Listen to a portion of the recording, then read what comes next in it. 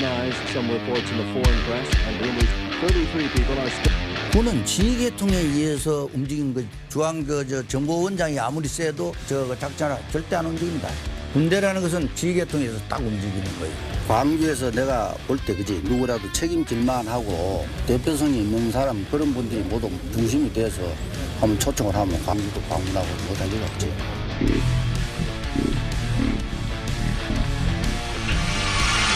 전두환 씨를 태운 승용차가 광주 지방법원 후문으로 들어와 법정동 앞에 멈춰섰습니다.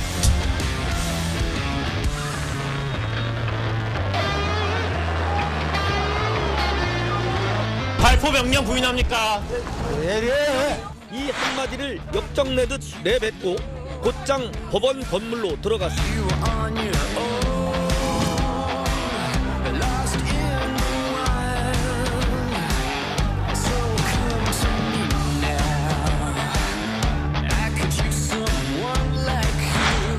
검정 외투에 중절모를 쓴 전두환 씨가 부인 이순자 씨와 함께 서울 연희동 자택을 나섭니다. 전두환 애국기 사과! 전두환 사과!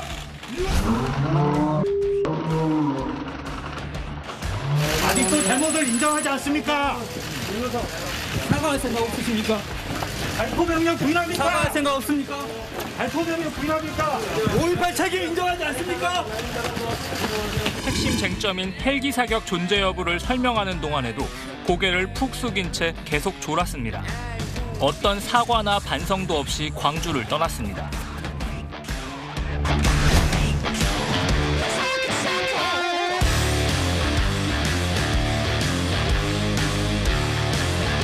카메라들 보면 내 사진은 꼭 비틀어지게 인상 남고 젊은 사람들이 나한테 대해서는 아직 감정이 안 돼. 내한테 당해보지도 않아놓고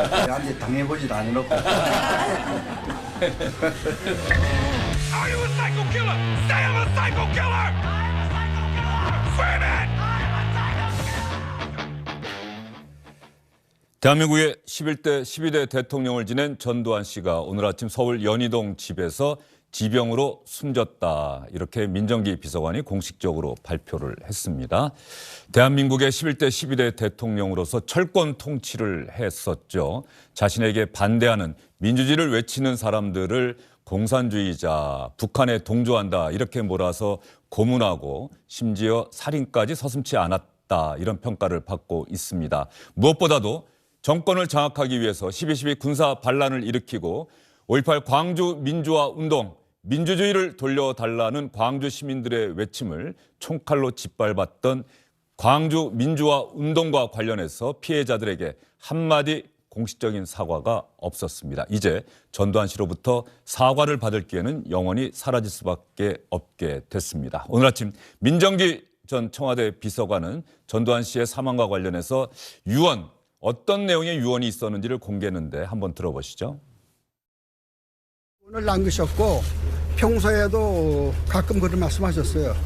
나 죽으면은 화장해서 그냥 뿌려라 이런 말씀을 하셨고 그래서 가족들은 그 유언에 따라서 그대로 하기로 했습니다. 뒤에 있을 때마다 전 대통령이 바로 오늘 11월 23일이 33년 전에 백담사 가시던 날인데 그날 여기서도 저 성명에도 발표하시고 저 피해자들한테 여러 가지 미안하다는 뜻을 밝히셨고 광주 청문회 때도 말씀하셨고 여러 차례 그런 말씀하셨어요. 뒤에 있을 때마다 여러 차례 하셨다니까요. 그 여기 연희동에 돌아오신 후로도 사찰에 가서도 그런 기도를 하시고 백일 기도도 하시고 뭐 여러 차례 그런 걸 하셨어요.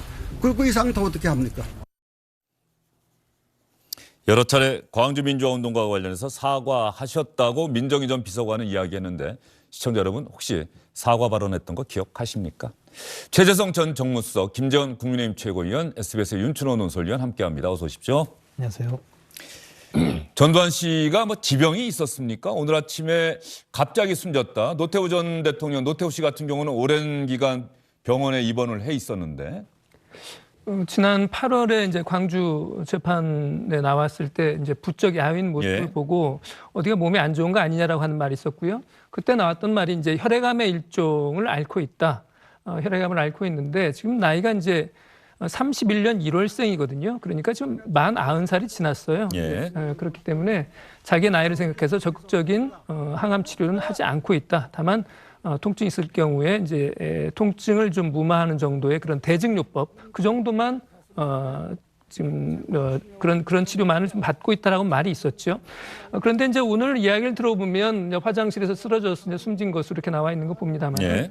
90살이 넘었다 그러면 우리 예전 표현대로 하면 어떻게 보면 노환 같은 것이었다라고 생각할 수도 있을 것 같습니다. 물론 말씀드린 것처럼 혈액암이랄지 이런 걸 앓고 있었던 건 맞습니다만은 자연적인 수명도 이제 어느 정도 상당히 됐다라고 생각할 수 있을 것 같습니다.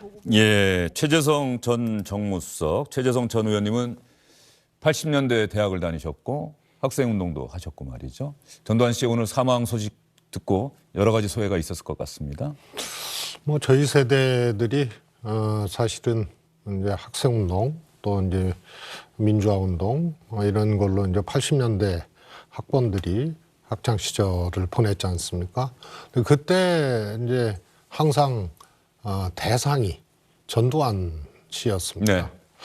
그래서 쿠데타로 학살하고 집권한 양면이 있는 거죠. 이제 그런 이제 독재 정권이었음에도 불구하고 또 학생운동 또 민주화운동에 어떻게 보면 발화점 역할을 했다고도 할 수 있죠.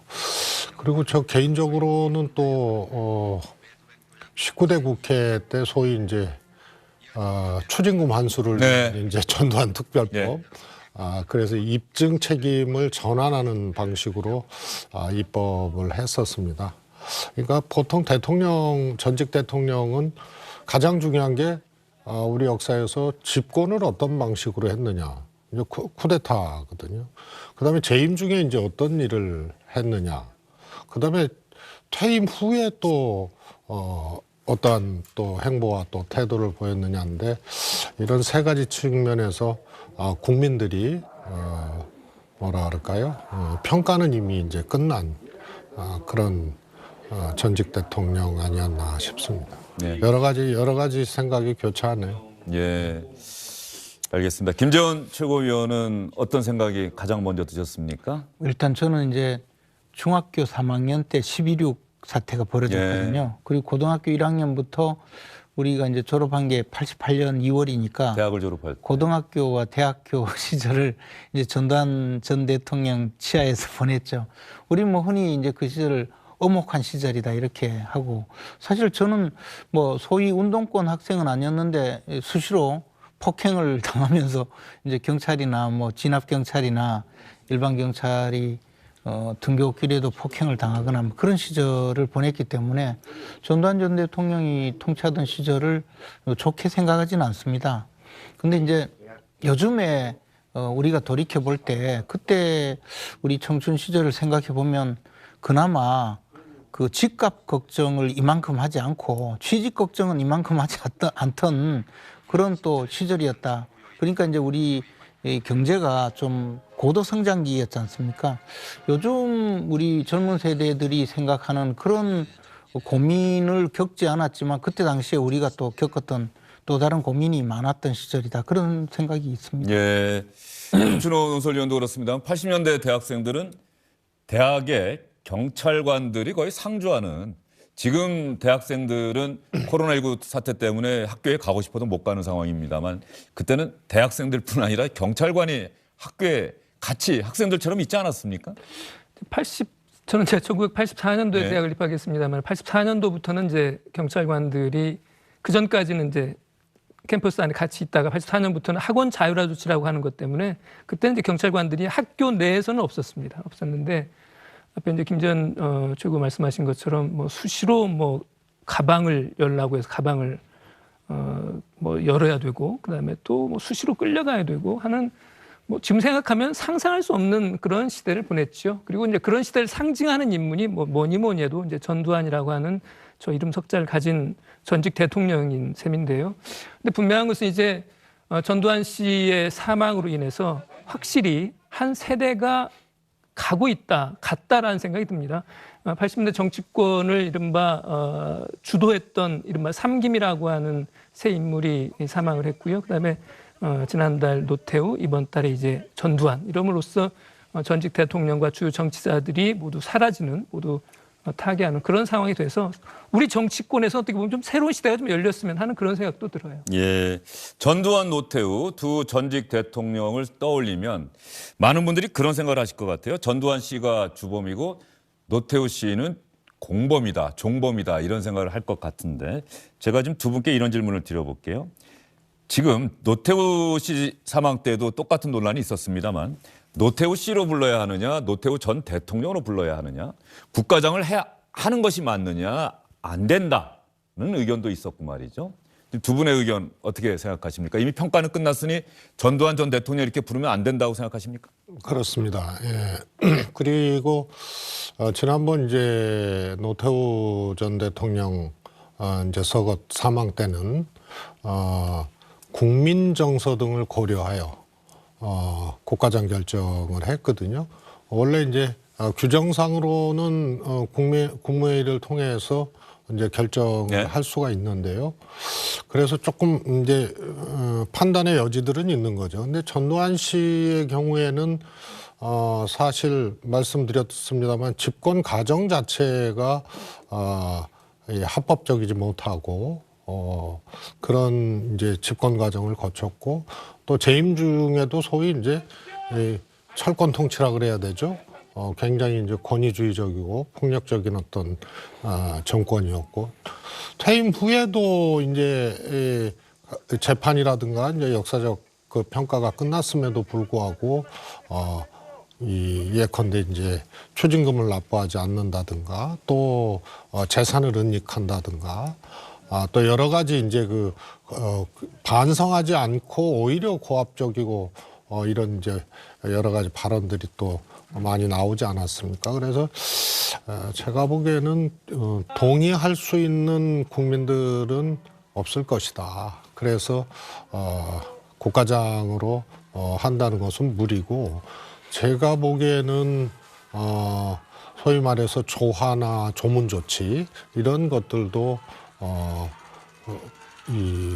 어떻게 보면 불가능할 정도로 역사적 평가가 끝난 청와대 문재인 대통령도 뭐 조의를 표한다거나 조화를 보낸다거나 이러지 않을 것 같습니까? 적어도 이제 뭐 노태우 전 대통령의 경우에는 집권 과정이 일단 어떻든 이 군사 반란, 군사 쿠데타의 하나의 이제 공범 내지는 이제 종범이지만 직선제라는 이제 과정을 거쳐서 대통령이 됐거든요. 그리고 퇴임 후에도 이제 재임 기간에도 평가는 엇갈립니다만 소위 이제 북방 정책이라든가 이런 것들이 이제 또 좀 평가를 받았고 퇴임 후에도 가령 추징금을 완납했고, 완납했고 이런 등등이 이제 고려됐고 또 특히 쿠데타 과정이나 이런 것에 대한 국민적 사과 이런 것을 수차례 했거든요. 그래서 조금 이제 다른 것이고요.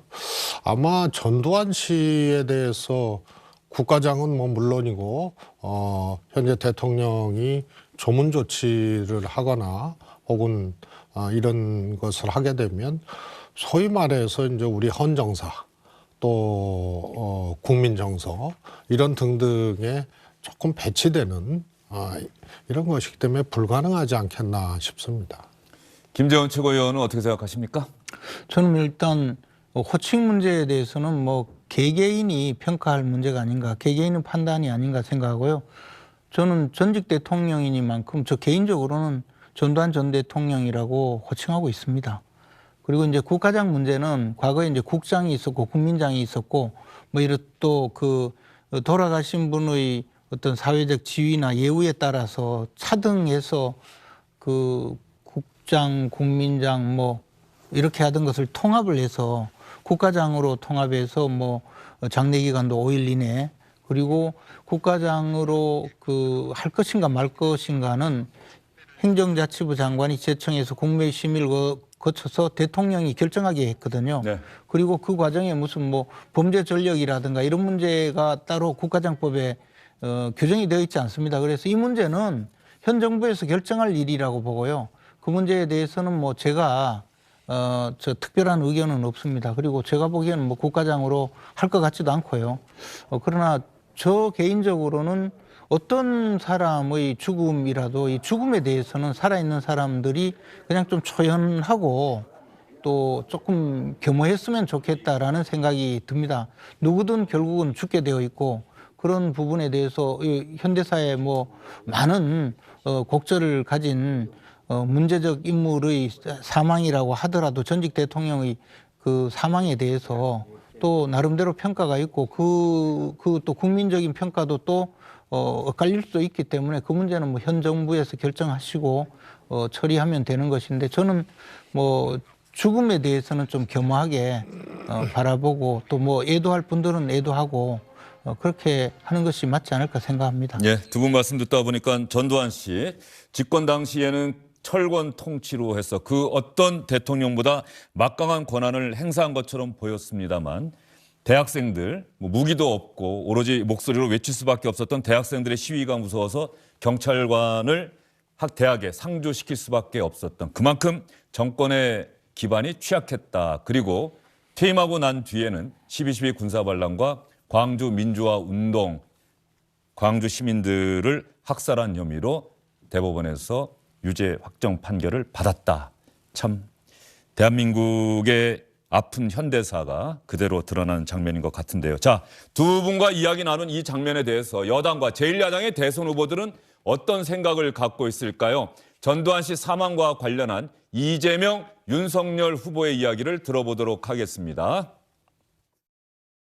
이 전두환 씨는 명백하게 확인된 것처럼 내란 학살 사건 주범입니다. 자신의 사적 욕망을 위해서 국가 권력을 찬탈했던 이 결코 용서받을 수 없는 범죄에 대해서 마지막 순간까지도 국민께 반성하고 사과하지 않았습니다. 아직도 여전히 미완 상태인 광주 5.18 민주화 운동의 진상이 드러날 수 있도록 당시 사건 관련자들의 양심 선언을 기대합니다.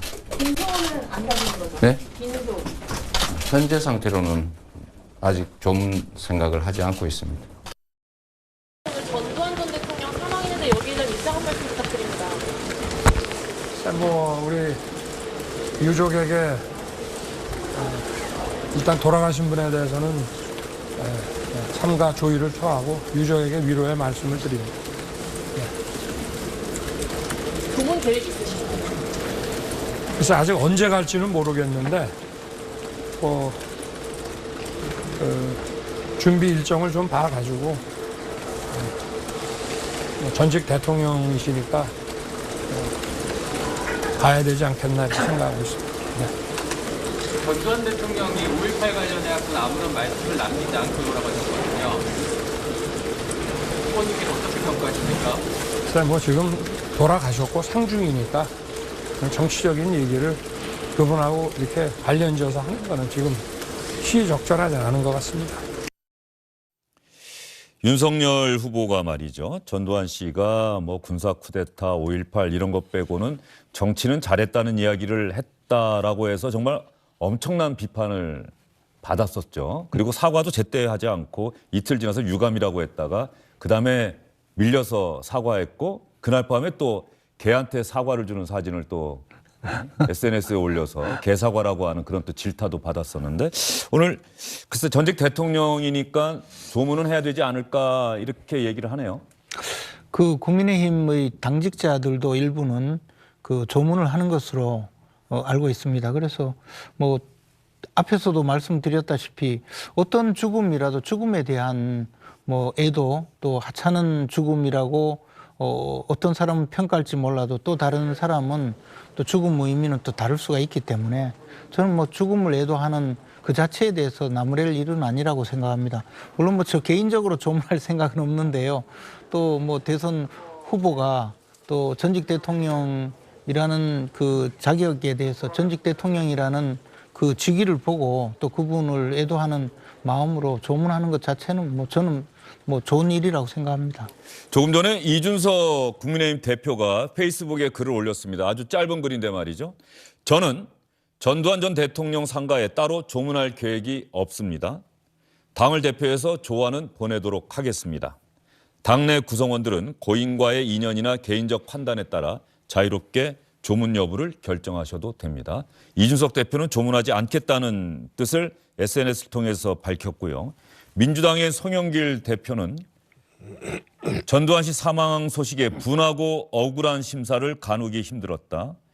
두 눈으로 목격한 5.18과 이후의 나날들이 주마등처럼 스쳤다. 민주주의를 지켜낸 5월 영령들을 위해서 그 민주주의 속에서 살아 숨쉬고 있는 우리들을 위해서 반드시 짚어야 할 일이었다. 지금이라도 5.18의 진실을 밝히고 진심으로 사죄하기를 간절히 바랬지만 이제 그 간절함마저도 이룰 수 없게 됐다. 전두환 씨는 1988년 11월 23일 백담사로 숨어 들어간 날이 곧 사망일이 되었다. 최재성 수석께서도 송영길 대표의 페이스북 내용과 전적으로 공감하십니까? 그렇습니다. 예. 지금 뭐 여기서 우리 김재원 최고님하고 사실 이 문제를 놓고 이제 논쟁할 필요는 없을 것 같은데요. 예컨대 뭐 히틀러가 사망을 했다. 그러면 한 인간의 죽음이니까 조문을 해야 된다는 논리하고 같은 거거든요. 그래서 뭐 전두환 전 대통령은 사실 광주 시민 학살하고 또 쿠데타를 통해서 군사 반란을 하고 또 집권을 하고 집권 기간 내내 이 철권 통치를 했단 말입니다. 그래서 역사적 사법적 심판이 끝난 그런 인물이기 때문에요. 역사라는 것이 잘못된 역사를 되풀이하지 않는 것이 국가적 민족적으로나 얼마나 중요한 것인가에 대해서는 다 알고 국민들도 이미 동의하고 있는 하나의 기준입니다. 그런데 그것을 이제 인간적인 문제로 끌고 들어가서 조문을 해야 된다는 논리는 참 납득하기 어렵습니다. 이거는 개인적인 어떤 이제 이 문제가 아니고 하나의 역사의 문제이고 또 마지막까지 반성이나 사과를 안 하신 분 아닙니까? 그럼 후대에도 이런 분이 또 나오고 또 그런 이 유사한 사례가 나왔을 때 그럼 인간적으로 또 조문하고 또 심지어는 재임 중에 몇 가지를 끄집어내서 업적 평가를 하고 이렇게 된다면 얼마나 우리가 그야말로 퇴행적인 그런 민족이 되고 또 후대에게 또 어떻게 무엇을 얘기할 수 있습니까? 아니 근데 제가 뭐 잘못 들으신 모양인데요. 저는 개인적으로 조문할 생각이 없고 또 조문해야 된다고 이야기한 적도 없어요. 다만 조문을 하는 분들은 어떤 죽음에 대해서도 겸허하고 또 뭐 아무리 하찮은 죽음이라고 평가되는 분이라 하더라도 또 다른 분은 그 죽음을 애도하는 분도 있을 수 있기 때문에 조문하는 것에 대해서 저는 좋게 생각한다. 그런 의미고 윤석열 대통령 후보가 예를 들어 조문한다는 뜻은 그분은 전직 대통령이기 때문에 대통령 후보로서 조문하겠다라고 하는 것도 저는 뭐 개인적으로 좋게 보인다. 그렇게 말씀드리는 것뿐이에요. 그리고 뭐 제가 조문해야 된다고 이야기한 적 없으니까 그것을 전제로 말씀하신 것은 전부 틀린 말씀입니다. 아니 그러니까 김최고님이 조문을 할 계획이 없다는 거는 분명히 말씀을 하셨죠. 그리고 다른 분에게 조문하라고 윤석열 이야기한 적도 없어요. 후보의 이제 조문에 대해서는 좋게 생각한다고 얘기를 하셨기 때문에 그러면서 과정에 대해서 소위 말해서 전두환 집권 당시에 전두환 씨에 대해서 뭐 같은 평가이지만 또 이제 소위 말해서 이제 업적에 대해서도 또 얘기를 하셨기 때문에 저는 업적이라고 이야기하지 않았어요. 예, 알겠습니다. 윤춘홍 의원 지금 정부에서 말이죠. 노태우 전 대통령, 노태우 씨 사망 때는 정부에서 이런저런 이야기가 신속하게 나왔던 것 같은데 지금 별 얘기가 안 나오고 있는 것 같아요. 일단 청와대에서는 문재인 대통령이 뭐 행사가 있다고 그럽니다. 예. 그렇기 때문에 아마 대통령에게 뭔가 보고를 하고 대통령의 의견을 듣는, 그다음에 대통령의 의중이 가장 중요하지 않겠습니까? 아마 그런 것 때문에 좀 늦어지긴 합니다만은 전체적인 분위기를 보면 지난번처럼 뭐 대통령 비서실장이 가서 조문을 한달지 않은 그런 예우를 갖출 가능성은 별로 높아 보이지 않고요. 조화를 보낸달지 조의를 표하는 그런 공개적으로 그러한 것도 역시 있을 것 같지 않아 보입니다. 그런데 제가 여기서 김대중 대통령이 만약에 살아계셨다면 어떻게 하셨을까라는 생각을 문득 해봤습니다. 네. 잘 아시는 것처럼 전두환 전 대통령, 전두환 씨는 1997년도에 무기징역을 선고받았었죠. 97년 4월에 대법원에서 그래서 확정됐죠. 확정이 됐었습니다. 그다음에 1심에서는 이제 또 사형을 선고받기도 했었고 그랬는데 97년 말에 당시 대통령 당선자인 김대중 대통령 당선자의 건의를 받아들인 형식으로 김영삼 대통령이 이제 특별 사면을 했습니다. 그래서 죄를 사면해 준 거죠. 용서를 해준 겁니다. 그래서 그 뒤에 물론 그 용서를 해준 행위에 대한 어떤 어떤 그의 상응하는 행동을 보여주지 않았죠. 전두환 씨가. 그렇기 때문에 계속적으로 사법적 단죄가 계속되어지고 그다음에 또 역사적 단죄도 살아있는 동안에 계속 이루어졌다고 보는데요.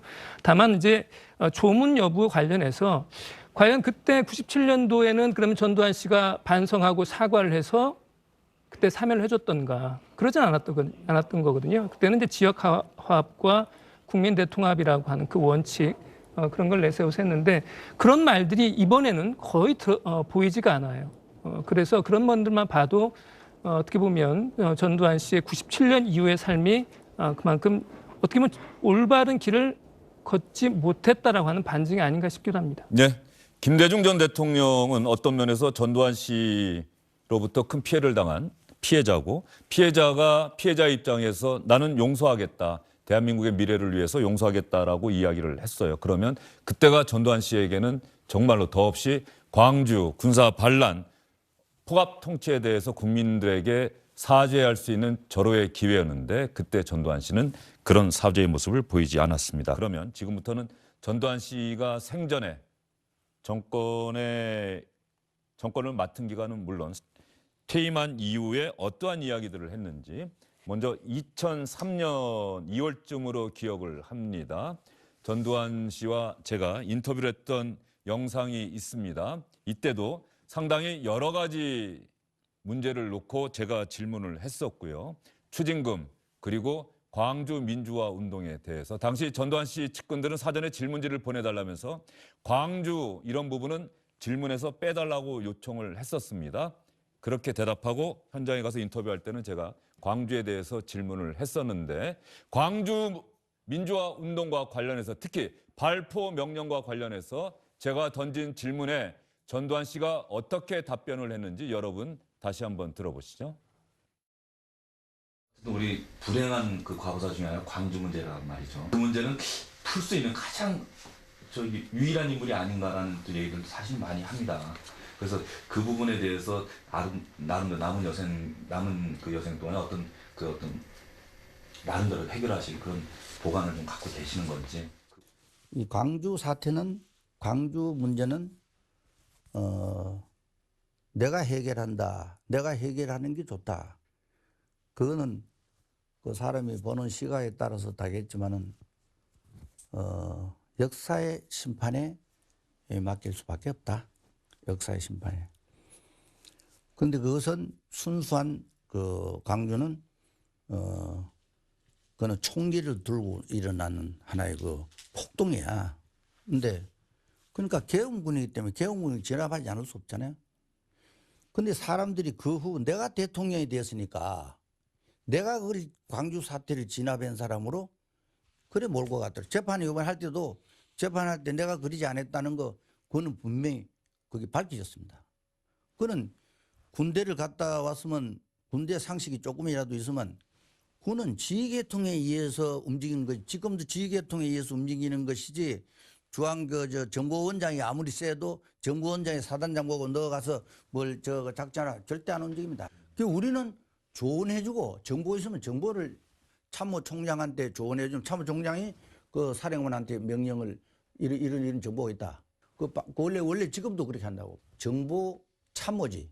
참모 역할을 하는 거지. 그 양반들은 전부 다가 내가 다 행구를 알고 있는 거야.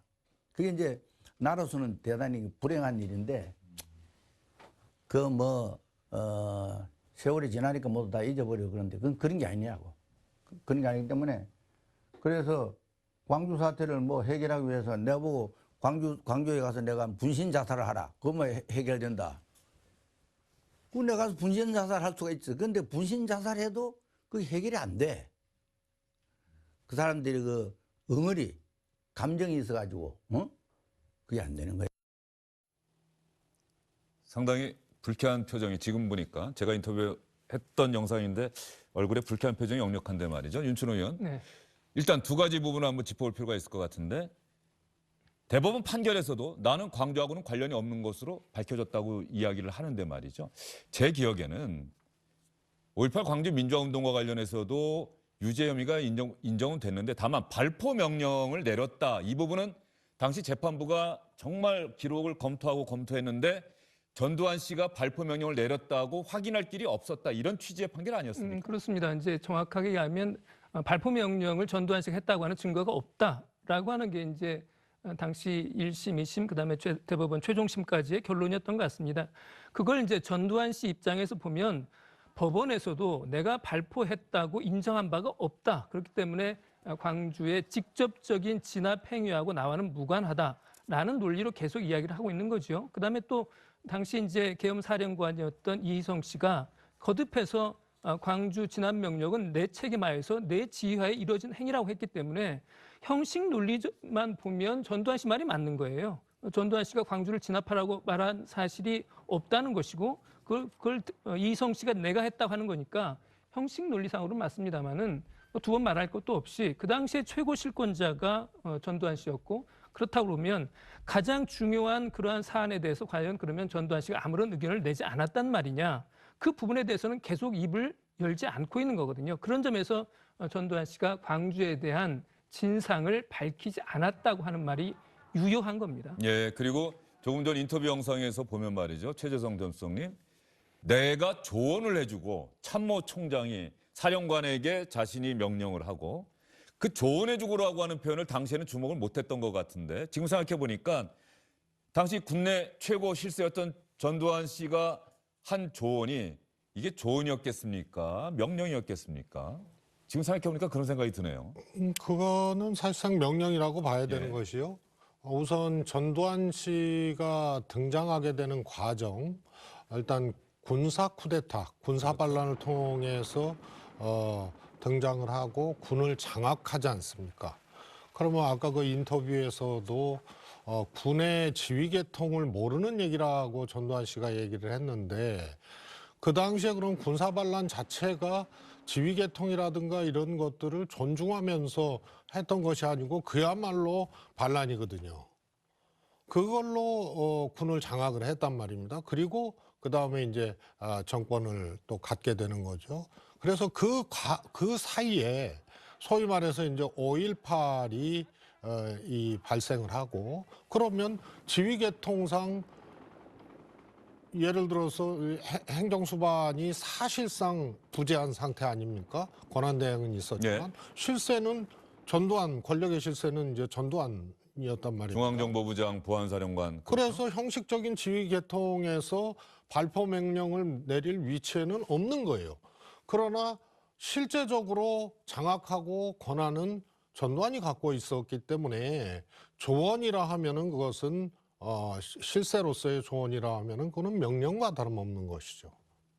증거를 찾지 못했다. 그래서 조금 전에도 영상에도 나갔었습니다마는 정말로 양심 있는 분들의 양심 선언이 반드시 필요한 상황, 역사적 진실을 밝히기 위해서라도 2003년 2월 인터뷰 당시에 상당히 껄끄러운 질문을 광주 민주화운동과 관련해서도 던졌고 특히 추징금 납부 문제와 관련해서도 제가 여러 차례 질문을 던졌었는데요. 추징금에 대한 입장 그리고 동시에 전두환 씨가 돈이 없다는 대답을 그때도 했고 검찰이 못 찾지 않았느냐 이렇게 대답을 하길래 제가 검찰 내부에서는 그런 얘기가 나오고 있다. 연희동 집 마당에 지하 금고를 만들어서 거기에 현금으로 보관하고 있는 것 같다는 얘기가 있다는 질문까지 했었는데 그때 전두환 씨의 답변 한번 들어보시죠. 이 추징금이라는 거 예를 들면 부당하게 돈을 걷어 가지고 챙겼다. 그러면 그거 이제 재판 받아가 내놔야 되는 거야. 근데 내 같은 경우는 노 대통령이 정권을 잡고도 내 뒤를 다 조사를 했습니다. 노 대통령이 내가 대통령을 미리 주고 했는데도 그 양반도 조사를 했어요. 그런데 그건 이제 그걸 기초로 해서 계속 내가 시달림을 당했지. 그러나 김영삼 대통령이 돼가지고 소위 소급 입법을 해가지고 17년 전에 정성화 장군을 잡아 조사한 그걸 쿠데타로 몰아가지고 그 내가 이제 괴수로 해서 하기 위해서 17년 전 일을 다시 소급 입법을 했단 말이야. 없어. 조사 내가 있고 없고 그 얘기 소용없는 거야. 그 누가 검사가 조사를 해가지고 없으니까 못 가져간 거 아니야. 안 그래서 그 하루이틀도 아니고 노 대통령 때도 계속 뒤져가지고 그 노 대통령한테도 상당히 뺏기고 그다음 김영삼 대통령은 헌법까지 바꿔가지고 헌법을 무시해가고 해가지고 입법 조치까지 했는 사람이 이만큼 인정사정을 봐주겠어요? 깡그리치 다 훑은 거야. 깡그리치. 여기는 우리 비선이 뭐 이런 사람들 전부 다 뭐 가택수사하고 뭐 3,000명 이상이 전국에 3,000명 이상을 조사를 했어요. 아주 비참하게 했습니다. 전부 끌려가가지고 밤 재우지도 않고 막 이렇게 다 한 거야. 3년을 말이야. 근 3년을 내가 교도소에 있는 동안에 못 들어서 오늘 처음 듣는데 우리는 이 집에서 33년을 살았어. 여기서 33년을 살았기 때문에 이 동네에서 제일 고참이야. 그거 명예반장이야. 우리가 이 동네.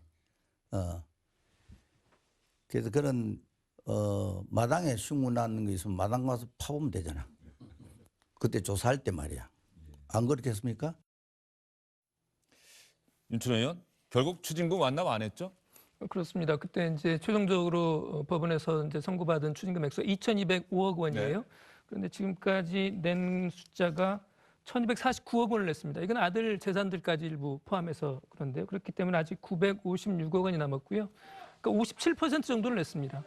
어쨌든 무슨 돈이 됐든 다 완납을 한 노태우 전 대통령하고는 상당히 이제 비교가 되는 대목이고 이런 부분들에서 지금 저 인터뷰를 할 때만 하더라도 아마 그때 내는 액수가 한 200~300억 정도였을 겁니다. 그런데 어떻게 됐든 간에 그 뒤에 어쨌든 1,000억 원이 더 나온 거잖아요. 그러니까 어디에다가 계속 숨겨놨다. 당신들이 재주 있으면 찾아봐라 하는 말을 들을 때마다 국민들은 이제 분노했던 이유 중에 하나가 저 추징금 문제도 있는 것 같은데 문제는 이제 당사자가 사망했기 때문에 법적으로 좀 더 따져볼 여지는 있겠습니다만은 저 나머지 956억 원의 추징금을 계속 국가가 추징할 근거가 있을지 이게 좀 현실적으로는 좀 어려운 게 아닌가 싶습니다. 예. 제가 좀 말씀드릴게요. 그 당시에 추징금 관련해서 추징금 완납을 위한 나중에 특별법도 만드는데. 네네. 통과가 됐죠. 그러면 그 전에 전두환 일가는 왜 추징금을 안 내고 소액만 내고 안 내고 2019년도에 이 특별법 통과 후에는 회견까지 했거든요. 재산 처분해서 내겠다고. 장남이 했었던. 네, 왜 그랬을까? 예. 지금 저 인터뷰에서도 전두환 씨가 사실상 거짓말을 하고 있는 것이 추징금은 부가형이기 때문에 벌금하고 달라서 벌금은 내지 않으면은 환영유치라 그래서 형을 살릴 수가 있거든요. 환산해가지고. 근데 추징금은 본인 외에는 그거는 은닉재산이라 하더라도 그전 법에 의하면은 찾아 들어갈 수가 없었어요. 그래서 2019년도의 특별법은 은닉하였다고 의심받을 때는 제3자도 조사할 수 있게 그렇게 법이 된 겁니다. 따라서 전두환 씨 전두환 씨 앞으로는 재산이 없어요. 있으면은 그거는 추징할 수가 있으니까요. 그게 전부 쉽게 말해서 빼돌렸단 말이죠. 그러나 그 전법은 제3자, 가족이나 제3자에게 은닉 내지는 빼돌린 재산에 대해서 추징할 수 없었으나 19년 이후로는 소환 조사를 할 수 있게끔 법이 바뀌었기 때문에 내게 된 거죠. 그러니까 저 당시 인터뷰에서 다 조사해도 내가 없으니까 못 걷어갔다라고 한 거는 당사자에 한해서만 추징할 수 있었던 기존 법을 저렇게 이제 사실은 트릭을 한 발언을 하게 된 거죠. 예. 조금 전에 전두환 씨의 추징고 관련 발언 들으면서 김재원 최고위원도 거짓말하고 있다 이렇게 또 이야기를 하셨는데 말이죠. 어떤 부분이 딱 걸리던가요? 근데 이제 추징금의 그 추징 대상이 본인에 대한 본인의 재산을 조사를 했는데 사실 그 가족들이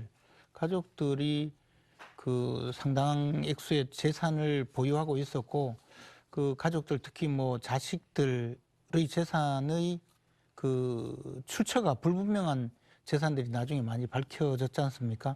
그렇다면 이 부분에 대해서 내가 부정 축제한 것이 없다라고 이야기하는 것은 분명히 잘못된 이야기였고요. 다만 이제 실제 내 명의로 된 재산이 없지 않느냐, 내 명의로 된 재산이 없으니 추징금을 낼 형편이 못 된다 이렇게 이야기만 한 것은 실질적으로 우리가 이야기할 때 재산을 도피하더라도 민사적으로 그 취급할 수가 있거든요. 네.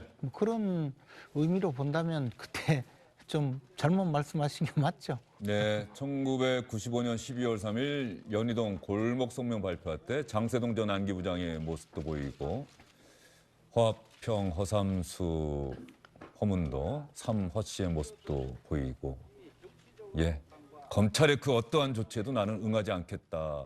합천으로 내려갔습니다만 결국 체포영장 발부돼서 현장 합천으로부터 강제 구인됐던 기억이 지금도 선명하게 나는데요. 조금 전에 들어온 뉴스가 있네요. 윤석열 국민의힘 후보 측에서 공식적인 반응을 내놨습니다.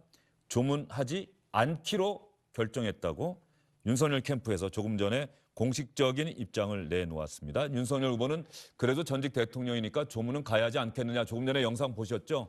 이렇게 얘기를 했는데 윤석열 캠프 공보실은 전직 대통령 조문과 관련하여 윤석열 후보는 조문을 하지 않기로 결정하였습니다라고 기자들에게 공식적으로 문자 메시지를 보냈습니다. 아무래도 전두환 전 대통령 정치 잘했다, 개사과 논란 이게 상당한 부담이 됐던 것 같습니다. 이제 그 윤석열 후보가 조문하겠다고 이야기할 때도 그런 그동안의 여러 가지 논란까지 고려해서 다만 전직 대통령이고 대통령 후보의 자격으로 조문하는 것이 맞다라고 이야기할 때는 또 한 개인의 죽음에 대해서 애도하기 위한 것이었는데 지금 뭐 대통령 후보로서 여러 가지 정치적 의미가 또 가해질 것을 또 여러 가지로 캠프 전체가 정무적으로 판단을 하지 않았겠습니까? 그러니까 참모들의 의견이라든가 모든 것을 종합해서 뭐 조문하는 것이 적절하지 않다고 판단한 것 같은데요. 뭐 그것도 저는 뭐 역시 정치적인 판단이라면 맞다고 생각합니다. 국민의힘 대표도 안 가고 후보도 조문을 안 간다. 자, 그러면 전두환 전 대통령, 전두환 씨의 인터뷰 내용 하나 더 들어보도록 하겠습니다. 전직 대통령들이 자신을 탄압했다. 이런 주장을 해왔었거든요. 이전에 자기가 정권을 평화적으로 넘겼는데 노태우 후임자인 친구인 노태우 전 대통령도 나를 탄압했고 김영삼 전 대통령도 나를 탄압했다. 제가 광주 문제와 비자금 사건에 대한 질문을 던졌더니 이렇게 답변을 했거든요. 이 답변 듣고 나서 말이죠. 이게 2003년 2월에 제가 인터뷰를 한 내용인데 그로부터 4년 전에 전두환 씨가 사면복권되고 나와서 50 인사들과 함께 합천 이런 데를 부산 이런 데를 많이 다녔습니다. 50 출신들이 또 정당을 만드는 것 아니냐. 그래서 당시 야당이었던 한나라당이 바짝 긴장하는 모습도 보였었거든요. 그때 제가 또 현장을 동행 취재를 하면서 관련한 질문을 던졌는데 그때도 노태우 미워하지 말고 김영삼 미워하지 말아야 된다 이런 얘기를 했었거든요. 이 두 개의 답변을 묶어서 여러분께 전해드리겠습니다. 먼저 2003년 2월 인터뷰 내용입니다.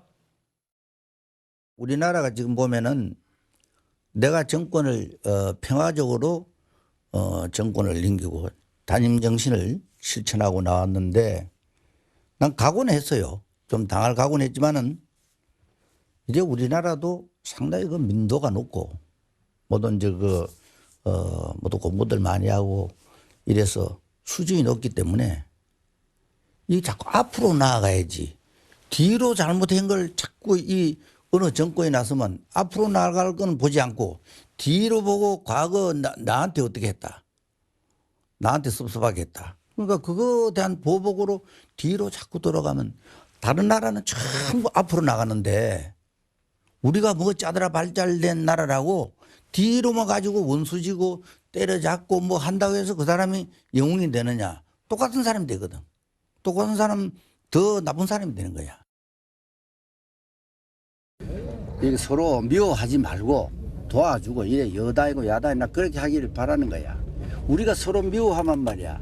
내가 김영삼 대통령 미워하고 죽이려고 하고 이러면 그 사람 날 미워하고 서로 미워 또 내가 노태우 미워하고 노태우 나 미워하고 이게 전부 이게 이러면 줄줄이 전부 이러면 우리나라 이게 어디 되기도 전부 이러면 원수 덩어리들만 뭐 보일 거 아니야. 안 그래? 그럼 나라가 어떻게 되겠어? 전부 뭐 그 시대에 일어난 모든 일들이기 때문에 다 관용하고 잃어버리도록 노력을 하고 이렇게 뭐 잘 되지는 않지만 그 노력하면 되는 거예요. 그래야 국민 화합이 되지 안 그렇겠어요? 자, 김재원 최고위원님, 전두환 씨 인터뷰를 들어보니까 역시 노태우, 친구였던 노태우 씨에 대한 강한 뭐 배신감이나 분노, 그리고 12.12.5.18 성공한 쿠데타 성공할 수 없다는 검찰의 결정, 김영삼 전 대통령이 역사 바로 세우기를 주장하면서 다시 처벌할 수 있도록 특별법까지 만들지 않았습니까? 김영삼 전 대통령에 대한 뭐 원망 이런 것들이 많이 배어 나오네요.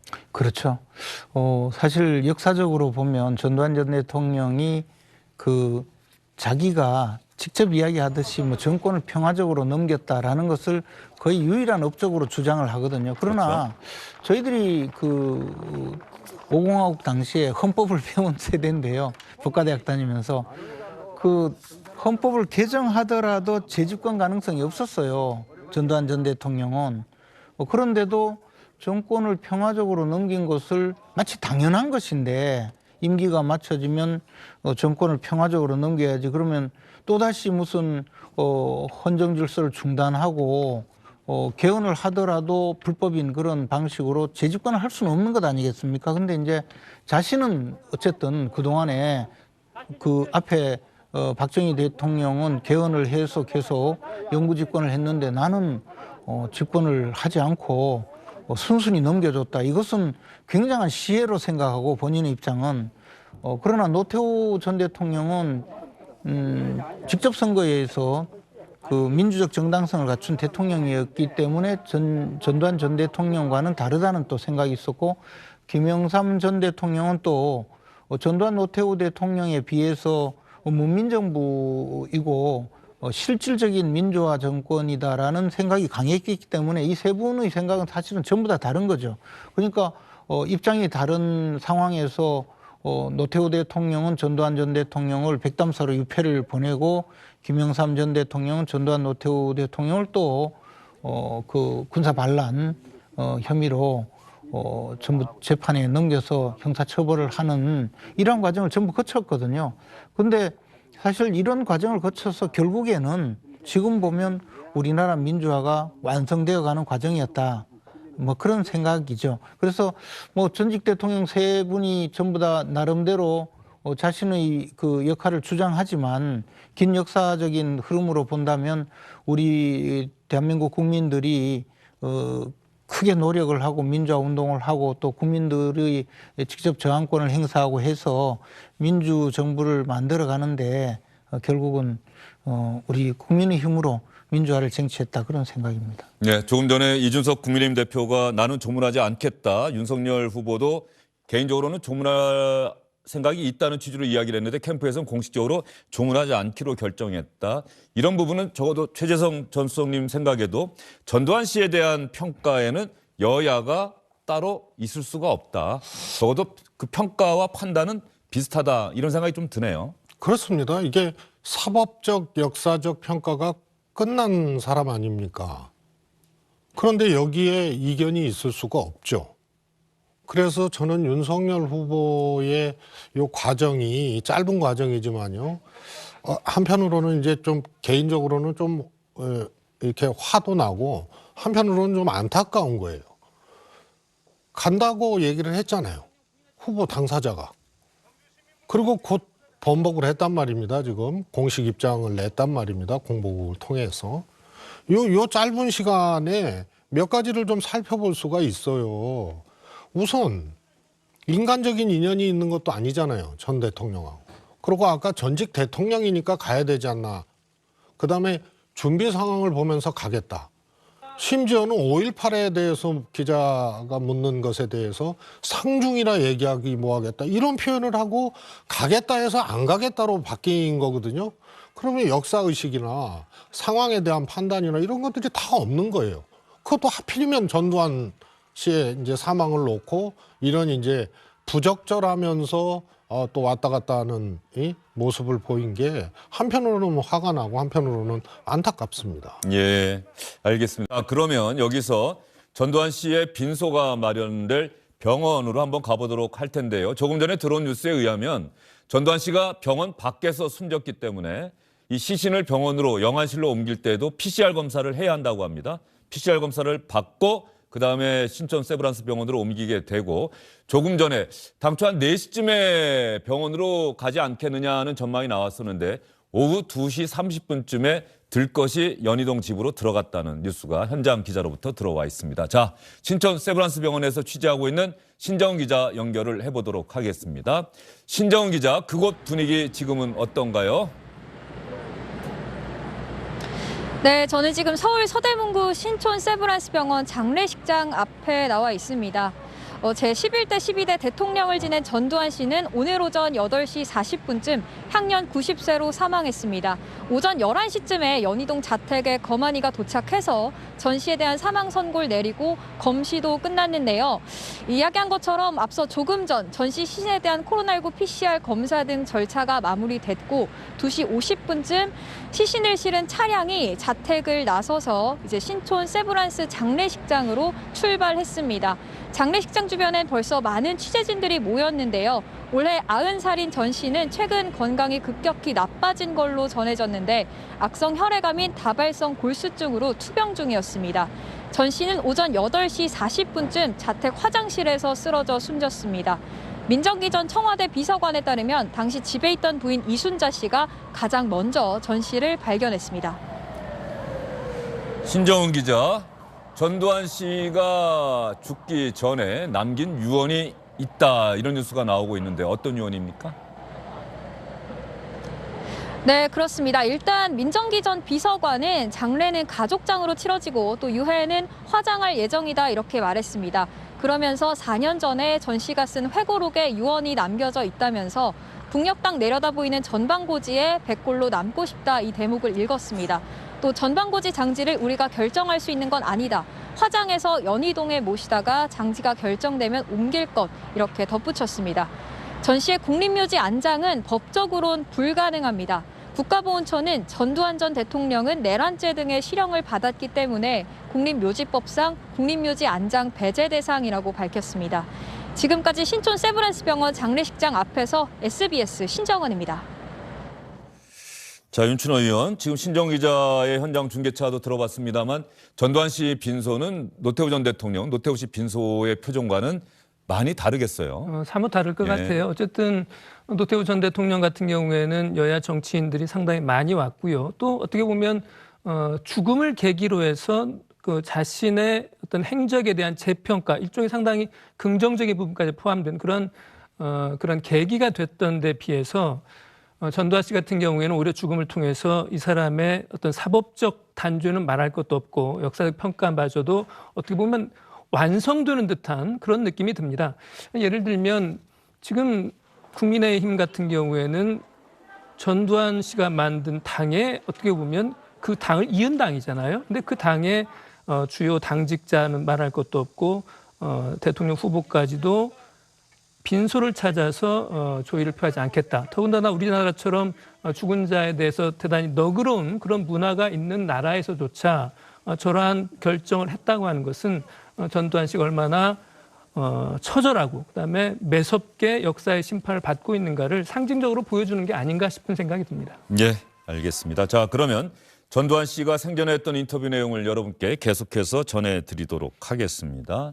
조금 전에 광주 민주화 운동 발포 명령과 관련해서 제가 질문을 했었고 그때 폭동이다라고 하는 인식 그리고 내가 광주에 가서 분신 자살한다고 해서 그분들의 감정이 사라지지 않는다. 이건 시간이 해결할 수밖에 없다. 이런 취지의 답변을 했었는데요.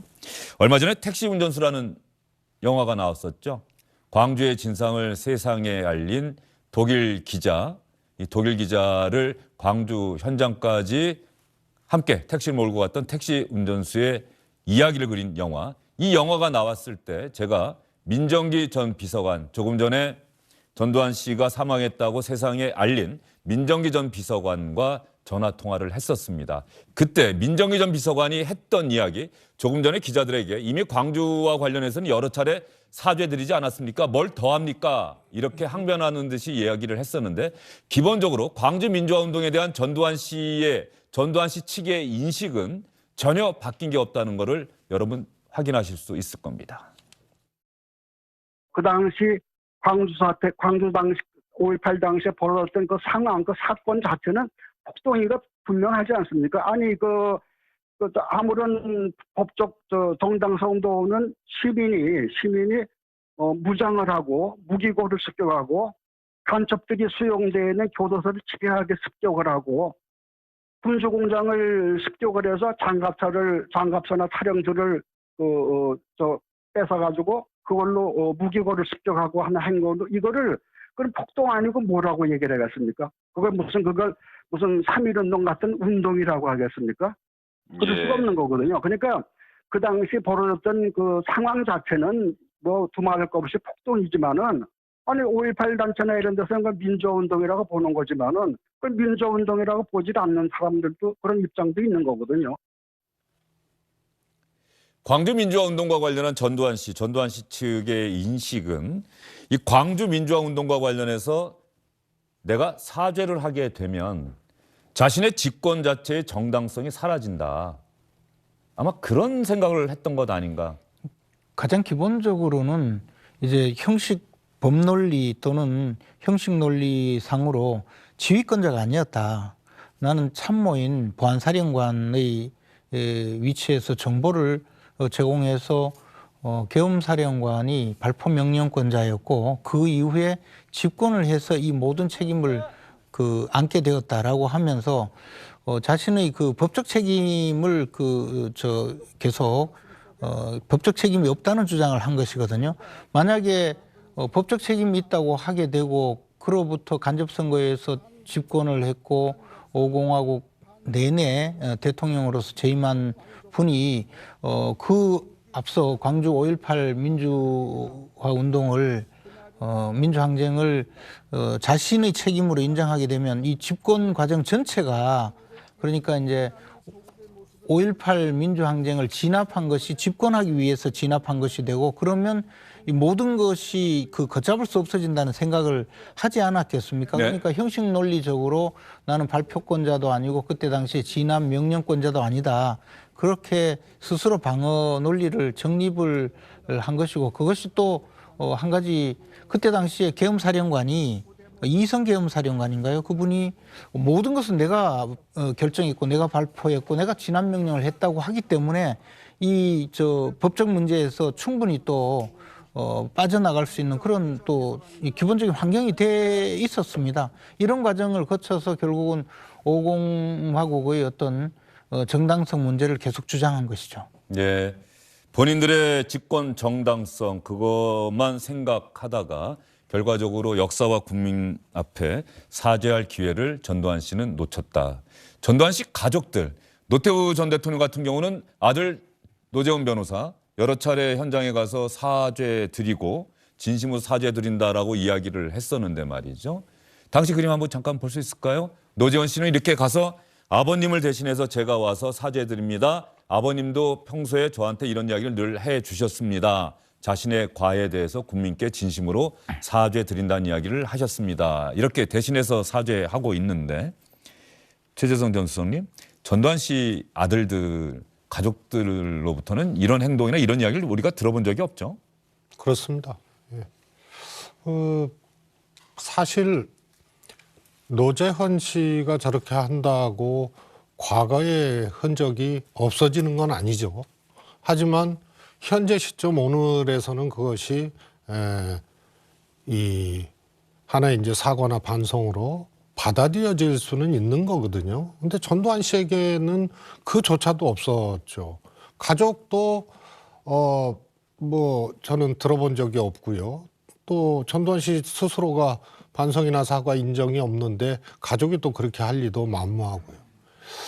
뭐 그 이순자 씨는 늘 전두환 씨의 논리나 네. 주장을 오히려 외호하고 따라가는 뭐 그런 모습까지 또 서슴지 않았던 거죠. 제가 2003년, 1999년 합천이나 부산 갔을 때 취재하고 오고 그 다음에 전두환 씨 부부와 함께 이야기 나눌 기회가 있었는데 이순자 씨가 남편의 이야기 한 1분 하면은 부인이 한 2분 하고 그렇게 상당히 이야기를 오히려 주도적으로 더 많이 했던 기억도 나는데 말이죠. 얼마 전에 노태우 전 대통령 빈소에 이순자 씨가 남편을 대신해서 찾아갔었습니다만 끝내 아무런 이야기를 하지 않았었죠. 당시 기자들이 이런저런 질문을 던졌었는데 한번 그때 모습 볼까요?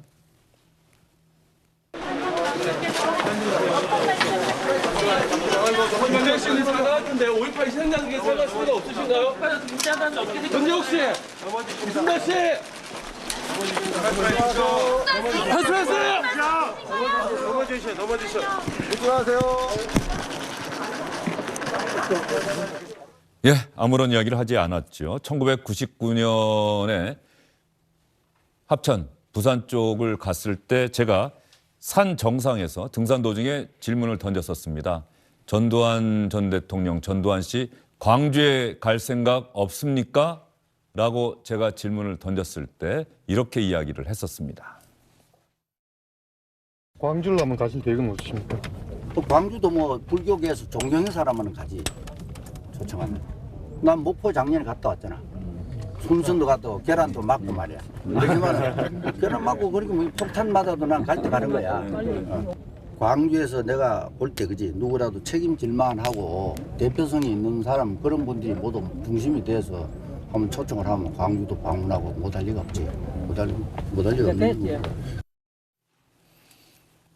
그러나 끝내 저 이야기는 실천되지 못했고요. 나중에 재판받기 위해서 30년이 지나서 광주를 갔었죠. 근데 이제 그 노태우 전 대통령의 아들 노재헌 씨가 광주에 가서 그 사과 행보를 보인 그 대목은 우리가 좀 기억에 많이 남아 있는데요. 네.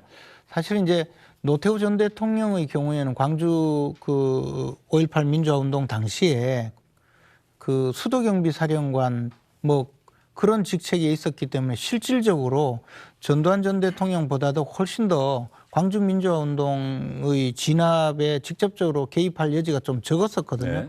그렇지만 자신의 책임을 인정하고 그때 당시의 그 군의 지휘 체계가 과연 정말 그 군 계통에 따라서 지휘가 되었다고 보기가 좀 어려운 그 국면이 있기 때문에 내란죄가 인정된 것 아니겠습니까? 그러니까 뭐 자신이 그에 대해서 책임을 인정했고 그 자녀까지도 그 저 유족들 유가족 뭐 피해자 희생자들에게 사과를 하는 모습을 보이고 있는데 전두환 전 대통령의 경우에 좀 그런 면에서 자신이 정말 자기가 할 수 없는 지경이라면 노태우 전 대통령처럼 자녀들이라도 좀 그런 겸허한 태도였으면 좀 국민들이 또 받아들이기에 조금은 더 누그러지지 않았을까 하는 아쉬움은 있습니다.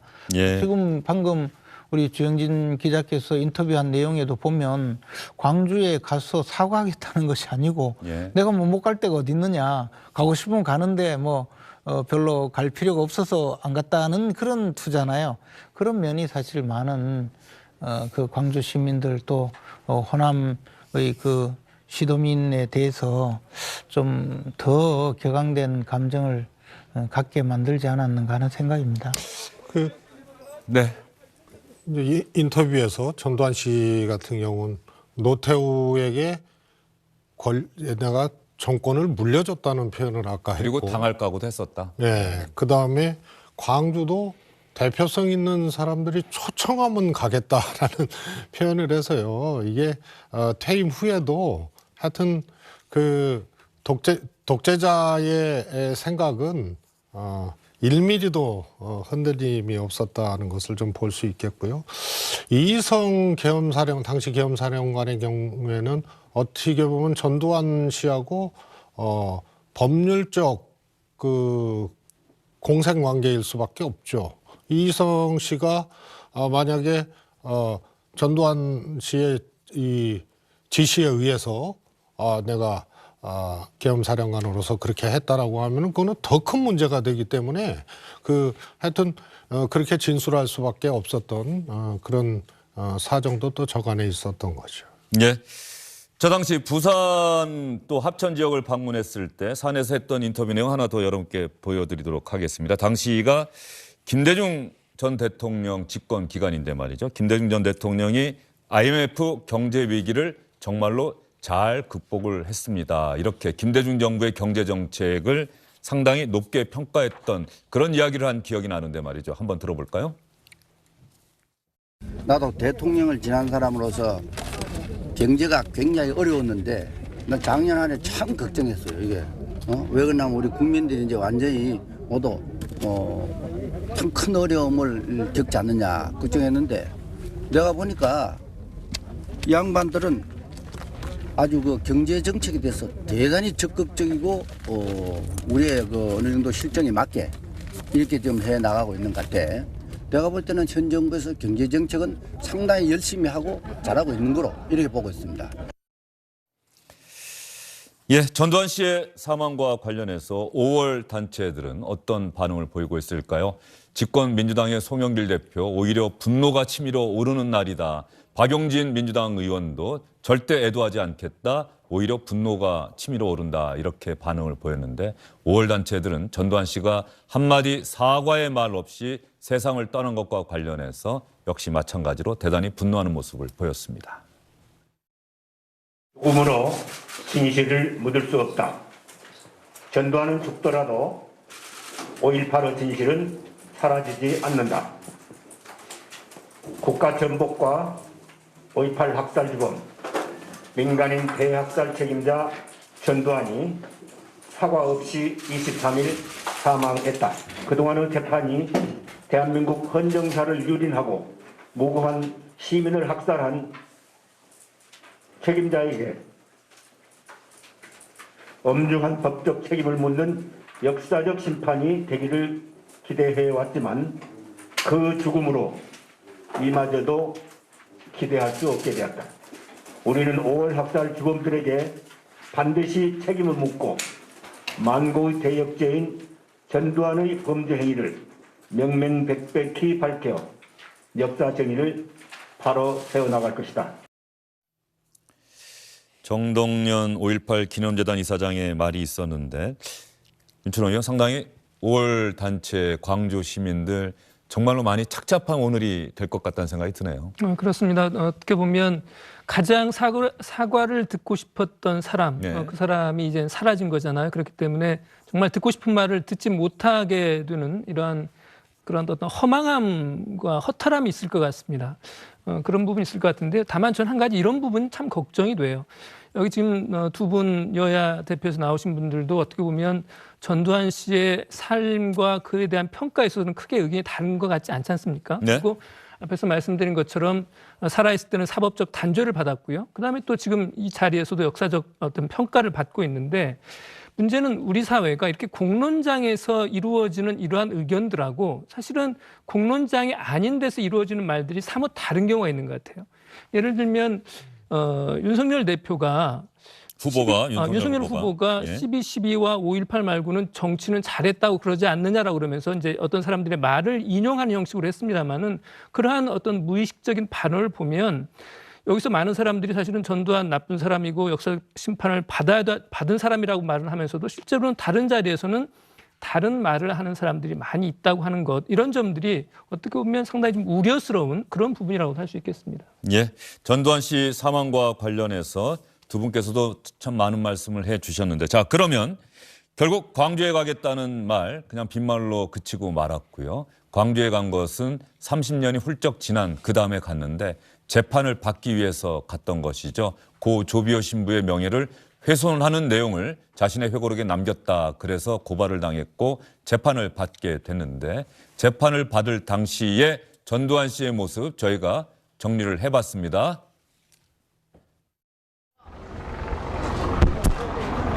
혐의를 인정하십니까? 발포 명령 부인합니까? 광주 시민들한테 사과할 생각 없으세요? 사과할 생각 없으십니까? 광주 시민들에게 사과하실 생각 없으세요?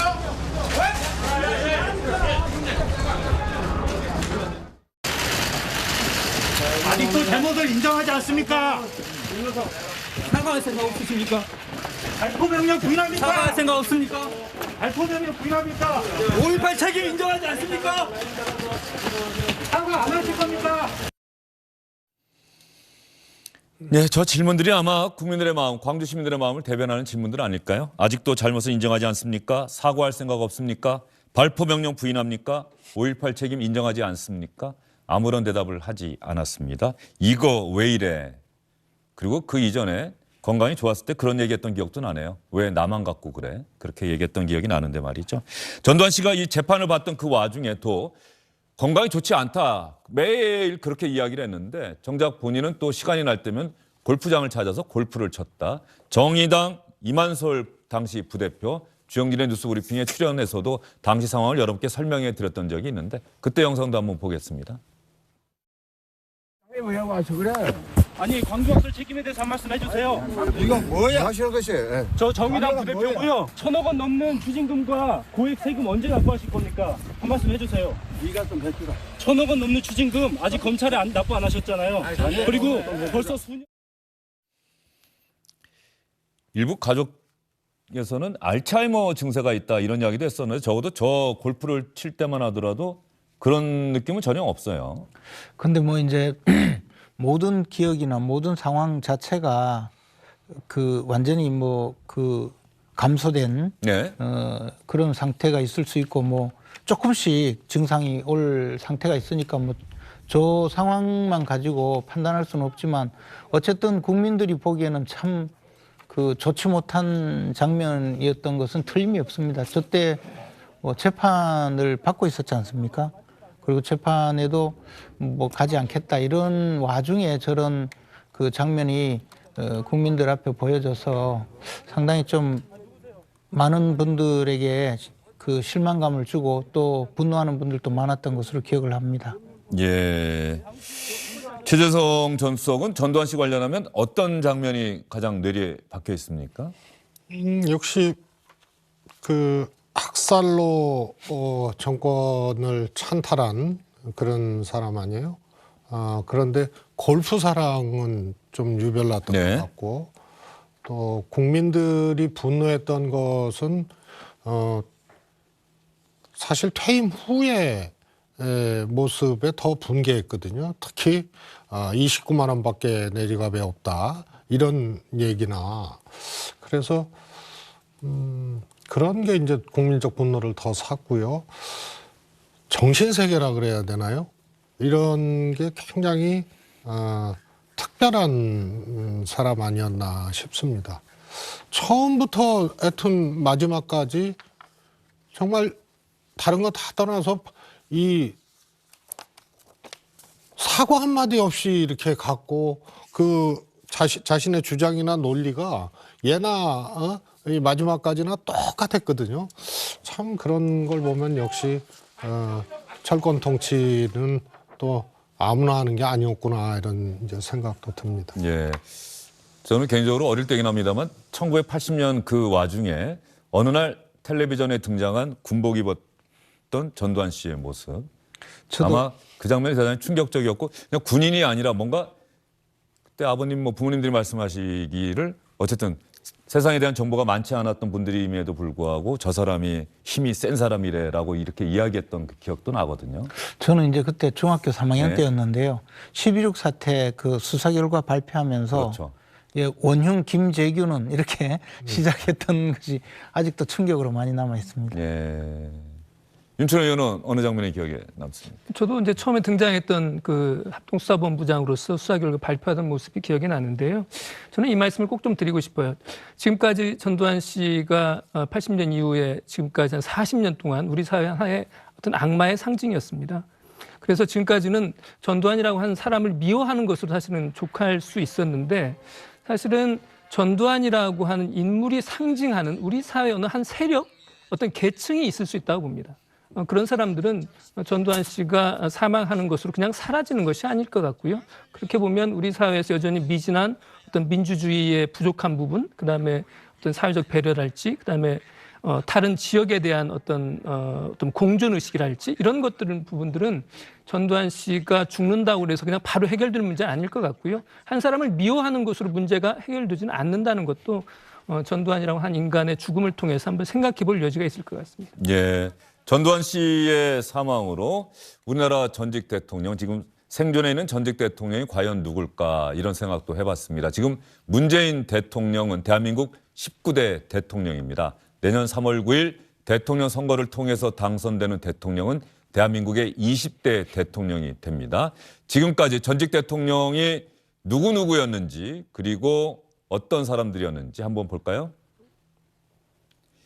1대부터 3대까지 이승만, 4대 대통령은 윤보선 대통령, 그리고 5대부터 9대까지 18년 동안 집권했었죠. 박정희 대통령.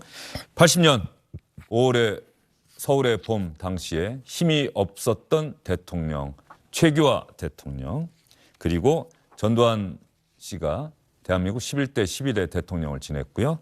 다음 직선제가 부활하면서 노태우, 김영삼, 김대중, 그리고 자 이제 다음 페이지로 넘어가 보도록 할까요? 노무현 전 대통령, 그리고 이명박, 박근혜 전 대통령. 자, 노무현 전 대통령까지 이제 대한민국의 전직 대통령들은 모두 세상을 떠났습니다. 생존해 있는 대통령은 이명박, 박근혜 두 사람뿐인데 이명박, 박근혜 두 전직 대통령은 지금 어디에 있는지 잘 알고 계시죠? 바로 감옥에 있습니다. 참 우리의 불행한 헌정사. 대한민국 국민들은 대통령을 내 손으로 뽑고도 뽑았던 대통령이 결국 또 감옥에 가는 이런 상황을 지켜봐야 한다. 이 부분 또 우리가 생각을 해봐야 될 것 같아요. 그렇죠. 아마 역사적으로 이런 헌정사를 갖고 있는 나라가 있을까 싶은 생각이 많이 드는데요. 저는 이제 그 국회의원으로 있을 때 뭐 주로 이제 뭐 동남아시아라든가 아프리카 이런 나라들을 그 공식적으로 방문을 했을 때 항상 그 나라에서는 건국 대통령을 국부로 모시고 그다음에 국가의 정통성 문제를 결국은 이제 그 나라를 건국한 대통령과 역대 대통령들의 헌정사를 통해서 자랑하는 그런 나라들이 많이 있었거든요. 물론 미얀마 같은 나라들은 조금 다른 측면이 있긴 있었지만요. 근데 우리는 사실 역대 대통령들을 전부 이렇게 교도소에 보내거나 또는 뭐 일부 대통령들에 대해서는 또 정파 간에 극단적인 또 평가가 다른 이런 그 불행한 헌정사를 갖고 있는데요.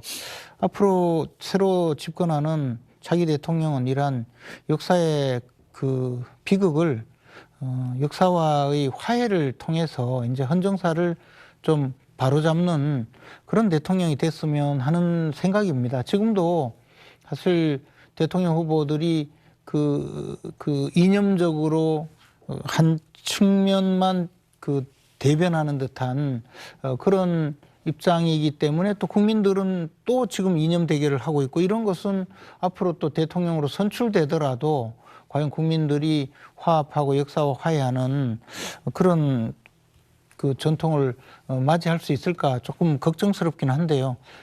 차기에 집권하는 대통령은 지금까지 불행했던 헌정사를 되풀이하지 말고 스스로가 좀 역사와 화해하는 그런 모습을 보이고 국민들에게도 그런 그 조치를 해서 이제 국민들이 더 이상 이런 불행한 헌정사를 되살리지 않도록 했으면 하는 바람입니다. 네, 지금 감옥에 가 있는 두 전직 대통령 뭐 사면 복권하는 문제 뭐 이런저런 이야기가 나오고는 있습니다만 그런데 또 문제는 지금 두 유력한 대선 후보들이 서로 상대를 향해서 내가 당선되면 저 사람은 처벌받고 감옥에 가야 한다라는 취지의 발언을 또 많이 하고 있어요. 그렇지 않습니까, 최재성 수석님? 뭐 직접적으로 그렇게 뭐 그런 취지의 이야기를 하고 언급은 안 했지만요. 근데 아니, 보통 그런 표현을 썼어요. 예. 이제 좀 살펴볼 필요가 있어요. 이승만 전 대통령은 소위 말해서 이제 잘 아시다시피 이제 하야를 했지 않습니까? 그 다음에 민주주의를 요구하는 부정선거의 진상을 밝히라는 국민에게 역시 총칼을 겨눴고 그것 때문에 국민들로부터 하야 요구를 받았었죠. 국부로 칭송받았는데 결국 마지막은 대단히 안 좋았죠. 그렇습니다.